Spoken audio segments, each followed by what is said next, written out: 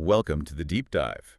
This is where we take the sources you send us, dive deep, and try to bring some clarity to complex history. That's the goal. And today, we're tackling a really big one.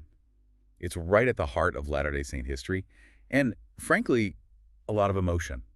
The public emergence of polygamy, plural marriage. Specifically, how Doctrine and Covenants 132 came out into the open. Exactly. It's a story that's often, well, confusing. You want to look squarely at the record. And the sources you've given us let us do just that. It's like a historical deep dive, really drilling down into the specifics. So what's our mission for you, the learner, today? It's about understanding the official timeline, how leaders justified it publicly, and maybe most importantly, looking at the prophecies made then and comparing them to what actually happened. We need to cut through some of the noise. And right away, there's this huge paradox. It jumps out from the scripture itself, doesn't it? It really does. D&C 132, verse 8, it says God's house is a house of order and not a house of confusion. Clear principle. Yet the history around polygamy, our sources call it one of the most unclear aspects of LDS doctrine, just massive confusion, conflict. Right, and that tension order versus confusion, that's really the framework for today. It's ironic, too, how today, often the advice is just trust it'll be sorted out later, in the afterlife. Which is strange, isn't it? If this was presented in 1852 as divine, essential, absolutely foundational for exaltation, why does its history look so chaotic? Why the deception? Why the avoidance now? That's the core question we're digging into, using that 1852 conference as our main focus. Okay, so before we get to 1852, we have to set the stage.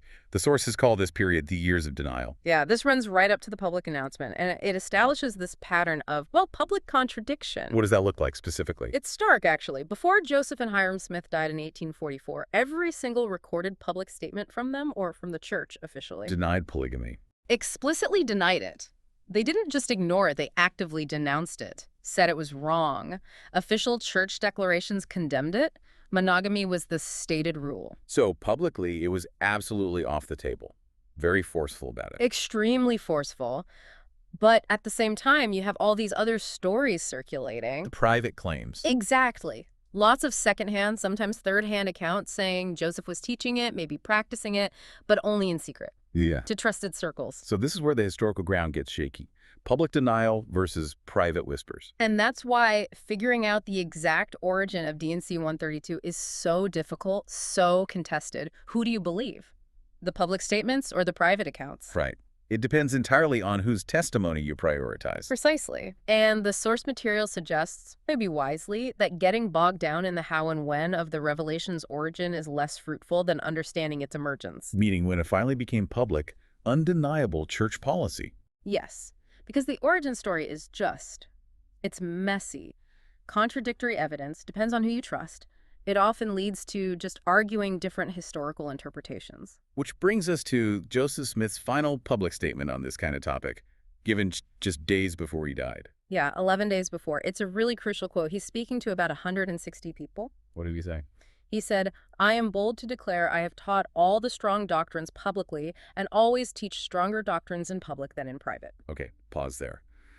Stronger doctrines in public than in private, if we take him at his word. It makes the idea of polygamy being this hidden, strong doctrine very problematic, doesn't it?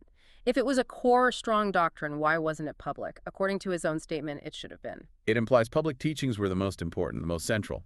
And publicly, the teaching was monogamy. Exactly. So the fact it was denied until his death just adds another layer of, well, confusion about the order of things in the early church. So the main takeaway from this period is contradiction. Regardless of when the revelation might have been written down, the public face was denial, while privately, something else might have been happening. That's the synthesis, yeah. We have to accept the messiness of the origin story and shift our focus. Let's look at the moment it did become public, undeniable, verifiable. The moment of emergence. And that moment is August 1852, a special conference in Utah. Okay, so 8 years after Joseph Smith's death, maybe 17, 20 years after the first private practices supposedly started. Right, and think about the setting. This is the Utah territory. Barely settled, life is hard, survival is the main thing on people's minds. Not exactly a time for stability, it seems. More like clinging on. Precisely. And this whole event, the conference, it was all recorded in the Deseret News, so we have a good record. But it was structured in a really interesting way, demanding huge sacrifice before dropping the bombshell. The first day wasn't about polygamy at all. No, day one was all about mission calls, urgent, large-scale mission calls. The source calls it an immense sacrifice. How large scale are we talking? Huge for the population at the time. 107 men called. And these missions were long 3 to 7 years. 7 years. Wow. Where were they going? Not just nearby, I assume. Oh, no, globally. America, Canada, West Indies, British Guiana, then across Europe, Ireland, England, Norway, Germany. Even further, Asia, India, Siam, which is Thailand now, China, Africa, Cape of Good Hope, Australia, Sandwich Islands, Hawaii. Good grief. Yeah. In 1852, that's basically a life sentence for some of those journeys, leaving families behind. For years, communication almost impossible. And Brigham Young's instructions to these men, they were, frankly, brutal. What did he tell them? He told them to emotionally detach from their families, completely. Detach. His words were, don't carry your wives or your children in your hearts or in your affections with you one broad. He told them to basically forget their wives and children completely while they were gone. Forget them. That sounds incredibly harsh. What was the justification? A kind of fatalism almost. He said, you know, if they live all right, if they die all right, if I die all right, if I live all right, for we are the Lord's and shall soon meet again. Like, the immediate reality didn't matter compared to the eternal mission. Just negate the human cost of it. Pretty much. But it wasn't just hard on the husbands. The wives back home, they were under immense pressure too. How so?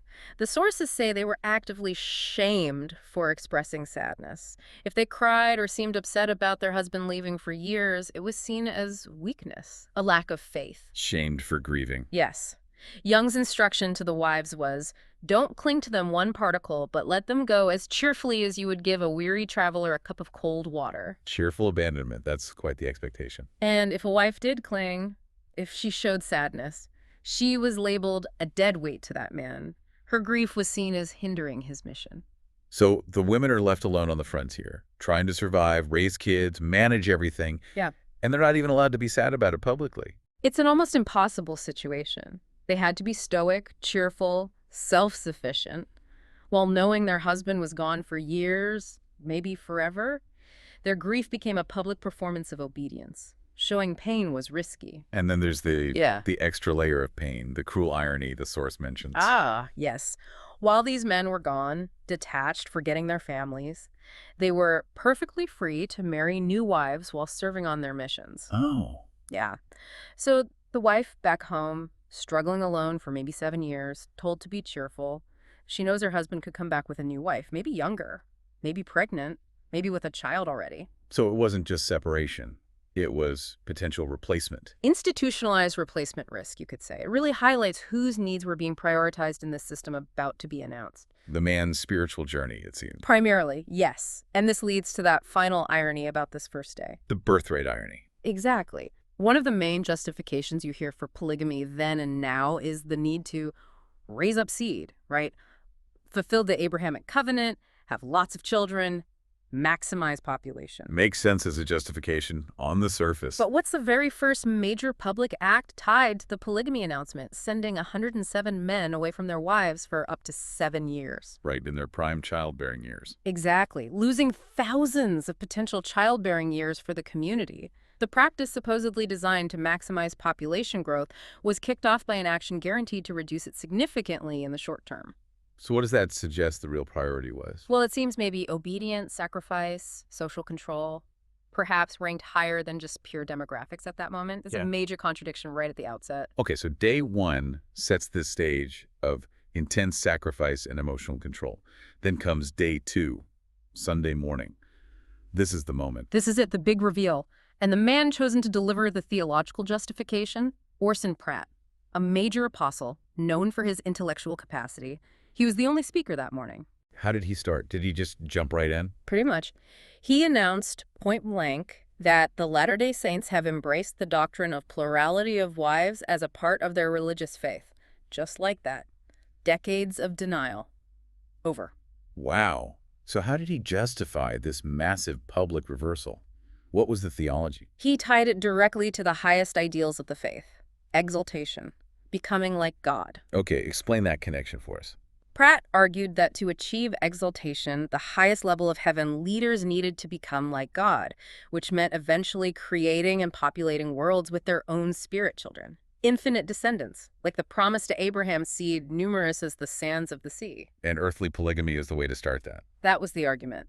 Taking multiple wives on earth was the necessary first step, the training ground, the literal beginning of fulfilling that Abrahamic potential for eternal increase. So not just allowed, but required for the highest level of salvation. That's exactly how Pratt framed it, an essential doctrine. He stated clearly that polygamy must be lived in order to reach exaltation. That's a huge claim. Basically saying, if you're monogamous, you're limiting your eternal potential. You can't reach the top. That was the clear implication. No one who's not a polygamist is going to be exalted. And he didn't leave it there. He added a warning. A warning. A strong one.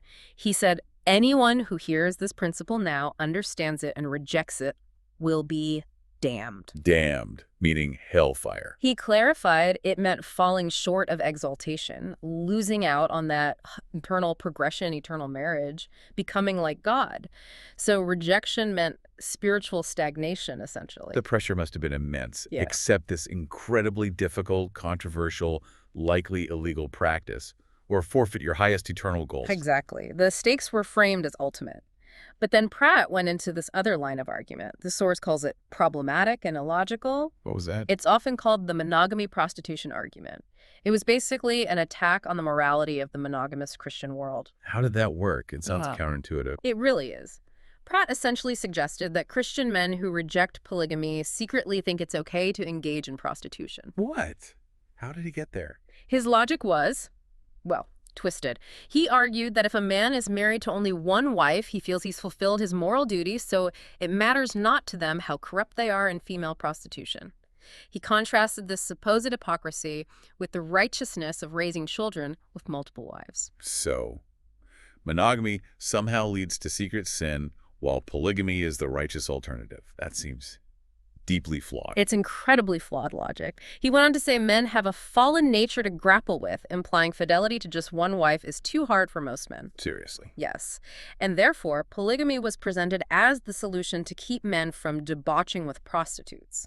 Without the option of plural wives, he argued, men would inevitably fall into sin and misery. It's insulting to men, suggesting they can't be faithful without multiple partners. And it blames monogamy itself for potential male infidelity. Absolutely. And notice the internal contradiction the source points out. On one hand, they said polygamy was only for the most righteous, morally strong men. Right, those capable of handling it spiritually. But on the other hand, the justification was that without it, these same righteous men would immediately run off with prostitutes. The argument basically contradicts itself. Is it for the super righteous, or is it a safety net for the inherently weak? It can't really be both. It seems not. And finally, looking at Pratt's whole sermon, the analysis highlights something pretty obvious. Which is? It's overwhelmingly male-centric. The focus is almost entirely on the benefits and requirements for men. Their exaltation, their path to godhood, their eternal increase, their struggle with temptation. And women, where do they fit in? They appear mostly as the means for men to achieve these goals. As the vessels for bearing the seed, the partners needed for the eternal structure. There's very little discussion about what unique eternal benefits the women themselves gain, beyond participating in the man's kingdom. So the entire theological framework presented that day was built around male progression and male needs. That's certainly how it comes across in the record, yes. Okay, so Pratt lays down the theology in the morning. Then, in the afternoon session, Brigham Young takes the pulpit. And this is when D&C 132 itself is actually presented. Yes, and significantly, it happened during the sacrament service, adding a layer of sacredness to the announcement. How did Young introduce it? Did he acknowledge the years of secrecy? He did. He tackled the rumors head on. He confirmed the revelation came through Joseph Smith before his death, but then he made a really significant claim about why it was hidden. What's that? He claimed the original written copy was burnt up by Emma Smith, Joseph's first wife. Wow. He blamed Emma, publicly. He did. It positioned the early opposition as internal female resistance, providing a narrative for why this crucial revelation had been kept under wraps for so long. That's a heavy accusation to level. Extremely heavy. But he then assured everyone that a copy did exist, written down by William Clayton, kept safe, hidden away. And now, Young declared, "I am now ready to proclaim it." So after setting that dramatic stage, he reads or presents the revelation, and then, Then he launched into prophecy, really bold, specific prophecies about the future of this doctrine. He said, I can deliver a prophecy upon it. okay, what did he predict? He seemed very confident. Supremely confident. His first big prophecy was about its acceptance. He said plural marriage wouldn't be defeated by critics or priestcraft, meaning opposition from other churches. Instead, Instead, it would sail over and ride triumphantly above all the prejudice and priestcraft of the day. Total victory over opposition. he didn't just mean survive, he meant triumph. And more than that, he predicted intellectual respectability. He claimed polygamy will be fostered and believed in by the more intelligent portions of the world as one of the best doctrines ever proclaimed to any people. So the smartest people in the world would eventually embrace it. Wow. That's ambitious. It was a prophecy of global, intellectual, and moral vindication, positioning it as superior in every way. Okay, that's the first prophecy. What was the second? The second was about safety, physical safety in Utah. This would have resonated deeply, given their history of being driven out of places. What did he promise them? He told them, very clearly, you need not think that a mob is coming here to tread upon the sacred liberty, for it will not be. He essentially guaranteed peace from external threats, suggesting the era of persecution was over. They were safe under God and the Constitution. No more mobs. No more armies coming after them. That was the promise. Then came the third prophecy. This one shifted back to the United States as a whole. A warning for the nation. A dire warning. He mentioned an unnamed U.S. senator who supposedly supported polygamy, giving it a kind of secular endorsement. Interesting tactic. And claimed this senator warned that if the U.S. didn't adopt polygamy, their future generations will not live until they are 30 years old. 30. Why so specific? He tied it to disease and decay. Young claimed the monogamous nation was going to destruction because disease is spreading so fast that they are born rotten with it. Good heavens. He's claiming monogamy leads to national physical degeneration. Exactly. He painted the outside world as physically and morally sick. And polygamy, that was the cure. He quoted the supposed senator calling it the very best plan for restoring and establishing strength and long life among men. So polygamy wasn't just theology. It was presented as a public health imperative for national survival. Precisely. It justified their practice, legitimized it with supposed outside support, and framed their isolation as a sign of purity compared to a diseased world rejecting God's plan. Okay, so 3 huge prophecies. Global triumph, local safety, and U.S. destruction without it. That sets a very high bar for fulfillment, doesn't it? An incredibly high, specific, and public bar, which makes the next part of the story absolutely critical. We have to compare these prophecies to what actually happened. All right, this is where we need to be really rigorous, looking at the historical outcomes. The sources are pretty blunt here. What Brigham Young predicted in 1852 mostly didn't happen. In fact, often the opposite happened. Yeah, let's take them one by one. First, that prophecy of triumph and acceptance. Polygamy riding triumphantly, embraced by the world's intelligent people. What was the reality, pretty quickly? Almost immediate, total rejection by the intelligent portions he mentioned. Less than 2 years later, you see the political tide turning. By 1856, the brand new Republican Party think Abraham Lincoln puts polygamy in its official platform. Alongside what? Alongside slavery, calling them the twin relics of barbarism. Twin relics of barbarism. Wow, that's not exactly fostered and believed in. Not even remotely. It became a primary political target for the rising power in American politics. Instead of triumph, it triggered immediate, organized national opposition at the highest levels. So, Prophecy 1 failed spectacularly. Okay, what about Prophecy 2? Safety in Utah. No mobs, no armies coming. Well, 5 years later, An army came. not just a mob, an entire U.S. Army. The Utah War, 1857-58. President Buchanan sent a massive federal force. How massive? When they finally set up Camp Floyd, it instantly became the third largest city in Utah Territory. It was a huge military occupation. Young's promise of peace, of no external threat, completely shattered by federal military intervention. That must have been terrifying for the Saints after thinking they'd finally found a safe haven. Absolutely devastating. They were preparing to burn their own settlements again. It was the opposite of the promised safety. So Prophecy 2 failed. All right, Prophecy 3. Destruction for the U.S. if they didn't adopt polygamy because they were diseased and weak. Okay, this one is a bit more complex. The U.S. did face near destruction soon after, right? the Civil War. But that was about slavery, not about rejecting polygamy. Exactly.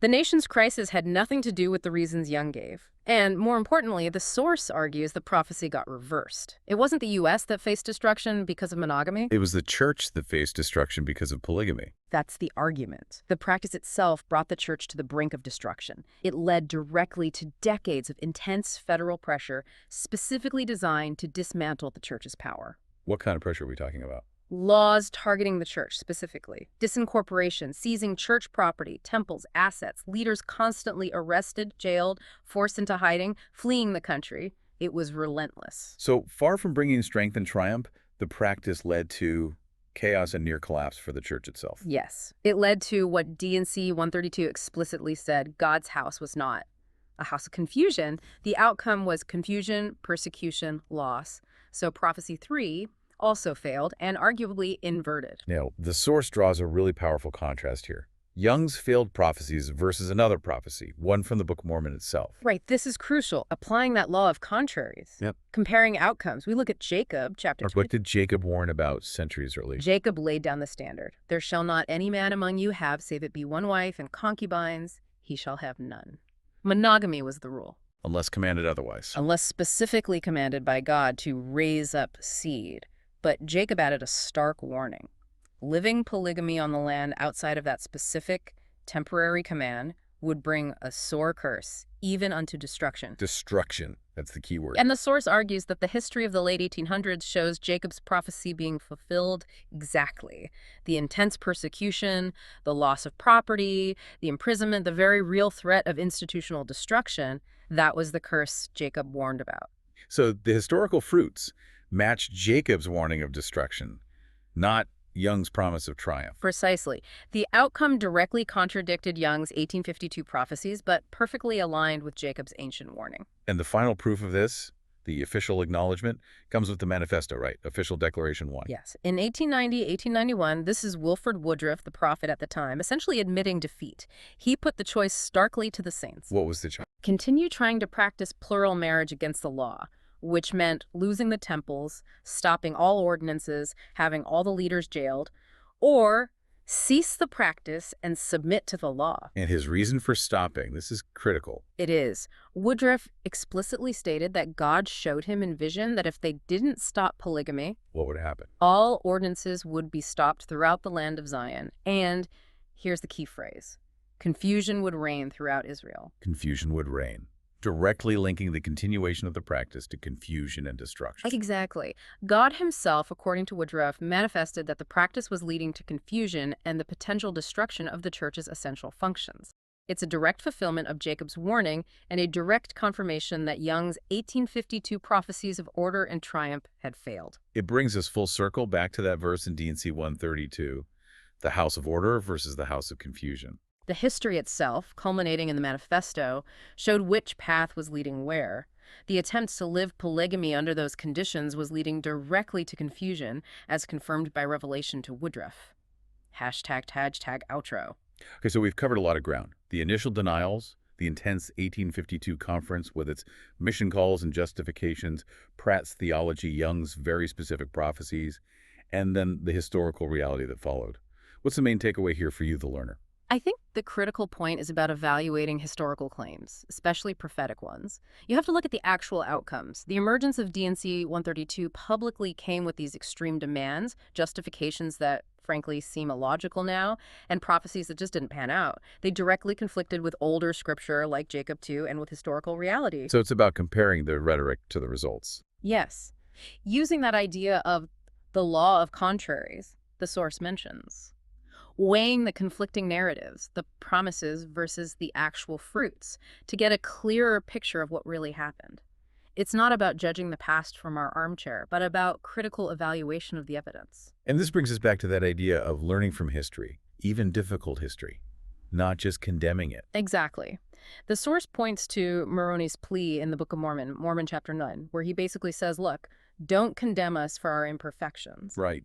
Give thanks unto God that he hath made manifest unto you our imperfections, that ye may learn to be more wise than we have been. That feels like the right spirit. The history is challenging, no doubt, but Maybe the challenge is for us now to learn how to deal honestly with conflicting claims of authority, prophecy, and historical outcomes. So the goal isn't blame, but maybe pattern recognition, seeing how things can go wrong, how order can somehow lead to confusion. I think that's a really valuable way to look at it, which leads us to our final thought for you to consider. Okay, what's that?